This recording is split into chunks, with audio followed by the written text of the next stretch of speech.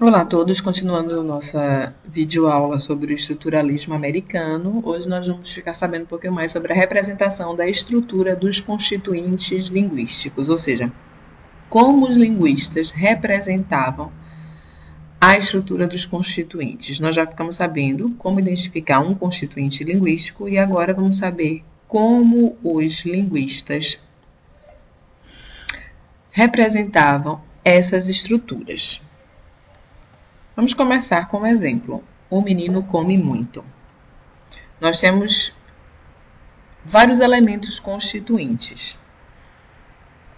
O menino come e muito. Na verdade, são os elementos linguísticos que compõem determinada frase, que no caso é essa frase do exemplo. Né? Nós ainda não identificamos diretamente os constituintes. Nós estamos vendo quais são os elementos que compõem os constituintes, né?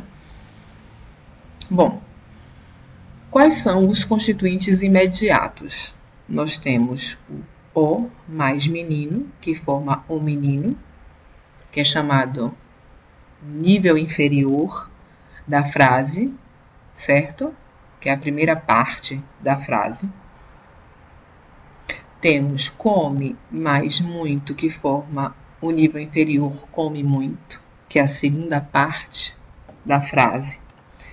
E temos o menino mais come muito, que forma o menino come muito, que é o nível superior da frase, a frase completa.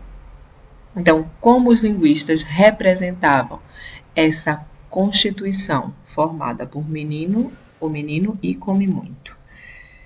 Eles utilizavam dois sistemas de representação, o arbóreo e o de parênteses. De parênteses, a gente percebe que temos as duas estruturas separadas por parênteses. A primeira parte é o menino, entre parênteses, e a segunda parte, come muito, também entre parênteses. E no esquema arbóreo, nós percebemos que nós temos aqui o nível inferior, ou a estrutura inferior, formado pela construção abstrata Y e pela construção abstrata Z, que está sendo representada Y pelos elementos o menino e Z pelos elementos come muito, formando a estrutura superior, que está sendo representada abstratamente pelo item X, que é justamente a frase o menino come muito. Nós vamos perceber que essa análise arbórea será muito utilizada, né, na parte do gerativismo. Mas esse esquema é um esquema geral, não é, de representação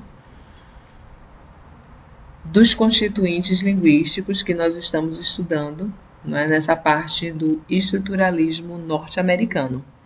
Espero que esse esquema, né, de análise, tanto entre parênteses como análise arbórea, esse esquema tenha ficado claro para vocês visualizarem como eram feitas as representações. Obrigada.